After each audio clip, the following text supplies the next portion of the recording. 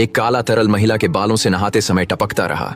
यह अजीब दृश्य तुरंत सभी का ध्यान आकर्षित कर गया। और भी अजीब था कि रंग धीरे धीरे काले से हरे में बदल गया। वह पोलारिस थी, मैग्नेटो की बेटी। उसने अपने पिता की अद्भुत शक्ति पाई थी जो चुंबकीय क्षेत्रों और धातु को नियंत्रित कर सकती थी।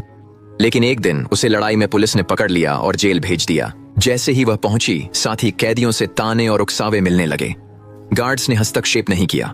उन्होंने बस कहा कि वह मुसीबत से दूर रहे। सेल के पास से गुजरते हुए पोलारिस ने एक म्यूटेंट देखा जिसकी त्वचा सफेद थी, लेकिन उसने गर्मजोशी से अभिवादन नहीं किया। वह पीछे हट गई, जैसे कोई महामारी देख ली हो। जेल में म्यूटेंट होना गर्व की बात नहीं थी। कैफेटेरिया में उसने स्नो से बात करने की कोशिश की। उम्मीद थी कि वह अपने जैसे किसी से दोस्ती कर सके, लेकिन स्नो डरी हुई थी, बोलने की हिम्मत नहीं जुटा पा रही थी। असली शासक पास ही बैठा था। यहाँ म्यूटेंट सिर झुकाकर रहते थे और अपनी सुरक्षा के लिए स्नो ने खाना छोड़ना बेहतर समझा बजाय पोलारिस के साथ दिखने के। अपनी कोठरी में लौटकर पोलारिस निराश और बेचैन थी। बाहर निकलने को बेताब उसने अपनी शक्तियों से दरवाजा खोलने की कोशिश की, लेकिन कॉलर की लाइट चमकी और बिजली का झटका उसे गिरा गया। उसकी चीख पर उपहास भरी हंसी आई। कैदी कहते हैं कोई म्यूटेंट जीवित नहीं निकला, लेकिन पोलारिस ने हार नहीं मानी। उसे यकीन था कि उसके दोस्त उसे बचाने आएंगे। अकेलेपन में उसे लगा जैसे ठंडी दीवारें उस पर बंद हो रही हैं। जल्द ही एक गार्ड प्रस्ताव लेकर आया।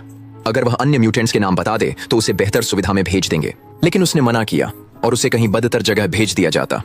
गिरफ्तारी से पहले जानने पर कि वह गर्भवती थी, यहाँ मरने का सवाल ही नहीं था। इसलिए उसने भागने का रास्ता खोजने की कोशिश की।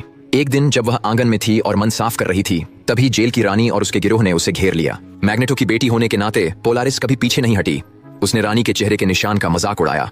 फिर गिरोह ने उसे पकड़कर पीटा। फिर रानी ने उसके पेट पर जोर से लात मारी।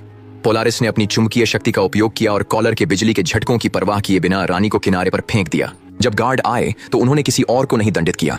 सारा दोष पोलारिस पर डाल दिया और उसे अंधेरी कोठरी में फेंक दिया। अपमान और धमकियों के बारे में सोचते हुए उसका गुस्सा फिर से भड़क उठा, भले ही इसका मतलब उसकी जान जोखिम में डालना हो।